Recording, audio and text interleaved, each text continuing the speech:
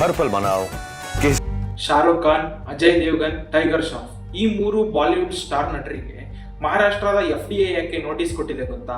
ಇದ್ರ ಹಿಂದೆ ಇರೋದು ಒಂದು ಅಡ್ವರ್ಟೈಸ್ಮೆಂಟ್ ನ controversy. Maharashtra food and drug administration ಅಂದ್ರೆ FDA ವಿಮಲ್ ಎಲೈಚಿ ಅಡ್ವರ್ಟೈಸ್ಮೆಂಟ್ಸ್ ಅಲ್ಲಿ ಕಾಣಿಸ್ಕೊಂಡಿರುವಂತಹ ಅಜಯ್ ದೇವ್ಗನ್, ಶಾರುಖ್ ಖಾನ್, ಟೈಗರ್ ಶ್ರಾಫ್ ಅವರಿಗೆ ಇವಾಗ ಶೋಕಾಸ್ ನೋಟಿಸ್ ನೀಡಿದೆ. ಶೋಕಾಸ್ ನೋಟಿಸ್ ಇವ್ರ ವಿಚಾರದಲ್ಲಿ ಯಾವ ರೀತಿ ರಿಲೇಟ್ ಆಗುತ್ತೆ ಗೊತ್ತಾ? ಈಗ ಅವರು ಜಾಹೀರಾತಲ್ಲಿ ಮಾತಾಡಿರೋದಕ್ಕೆ ಹಾಗೆ ಆ ರೀತಿ ಹೇಳಿರೋದಕ್ಕೆ ಕಾರಣ ಏನು, ವಿವರಣೆ ಕೊಡಿ ಅಂತ ಕೇಳಿರೋದಷ್ಟೇ.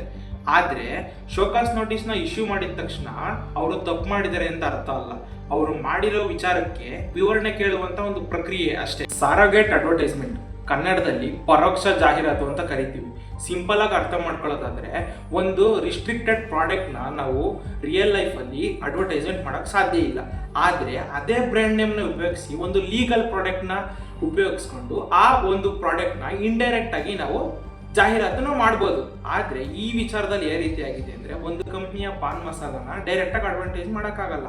ಆದ್ರೆ ಅದೇ ಬ್ರ್ಯಾಂಡ್ ನೇಮ್ ನ ಉಪಯೋಗಿಸಿ ಎಲೈಚಿ ಅಂತ ಒಂದು ಲೀಗಲ್ ಪ್ರಾಡಕ್ಟ್ ನ ಉಪಯೋಗಿಸ್ಕೊಂಡು ಇಲ್ಲಿಗಲಿಗೆ ಅದನ್ನ ಪ್ರಮೋಟ್ ಮಾಡಿದ್ದಾರೆ. ಜನರಿಗೆ ನಾವು ಯಾವ ಪ್ರಾಡಕ್ಟ್ ನ ಪ್ರಮೋಟ್ ಮಾಡಿದೀವಿ ಅಂತ ಗೊತ್ತಿರಲ್ಲ, ಕೇವಲ ಅದ್ರ ಬ್ರ್ಯಾಂಡ್ ನೇಮ್ ವಿಮಲ್ ಮಾತ್ರ ನೆನಪಿರುತ್ತೆ. ಈ ಕೇಸಲ್ಲಿ ಈ ರೀತಿಯಾಗಿ ಸ್ಟ್ರಾಟಜಿನ ಉಪಯೋಗಿಸಿ ವಿಮಲ್ ಎಲೈಚಿನ ಅಡ್ವರ್ಟೈಸ್ ಮಾಡಿದ್ದಾರೆ. ಈ ಆಕ್ಷನ್ ಮಹಾರಾಷ್ಟ್ರದ FDA ಕಮಿಷನರ್ ಆದ ತುಕಾರಾಮ್ ಮುಂಡೆ ಅವರ ನೇತೃತ್ವದಲ್ಲಿ ತಗೊಂಡಿದ್ದಾರೆ. ತುಕಾರಾಮ್ ಮುಂಡೆ ಅವರು ಯಾರೇ ರೂಲ್ಸ್ ಬ್ರೇಕ್ ಮಾಡಲಿ, ಅಂದ್ರೆ ಸೆಲೆಬ್ರಿಟೀಸ್ಗಳಾಗ್ಲಿ, ಮಿನಿಸ್ಟರ್ ಆಗಲಿ, ಯಾರಿಗೂ ಕೂಡ ಇಂಜರಿಯೋದಿಲ್ಲ. ಅವರ ಕರ್ತವ್ಯ ಏನಿದೆ ಅದನ್ನ 100% ಮಾಡೇ ಮಾಡ್ತಾರೆ. ರಿಪೋರ್ಟರ್ಸ್ಗಳ ಪ್ರಕಾರ ಈ ವಿಚಾರಕ್ಕೆ ಇನ್ನೂ 15 ದಿನಗಳ ಕಾಲಾವಕಾಶ ನೀಡಿದ್ದಾರೆ. ಇವರು ಎಕ್ಸ್ಪ್ಲನೇಷನ್ ಕೊಟ್ಟ ನಂತರ FDA ಅವರು ಮುಂದೆ ನಿರ್ಧಾರವನ್ನು ಮಾಡ್ತಾರೆ.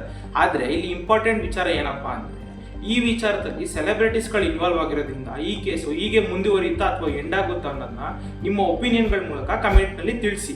ಇದೇ ರೀತಿ ಇಂಟ್ರೆಸ್ಟಿಂಗ್ ಅಪ್ಡೇಟ್ಸ್ಗಾಗಿ ನಮ್ಮ ಪೇಜ್ನ ಫಾಲೋ ಮಾಡಿ.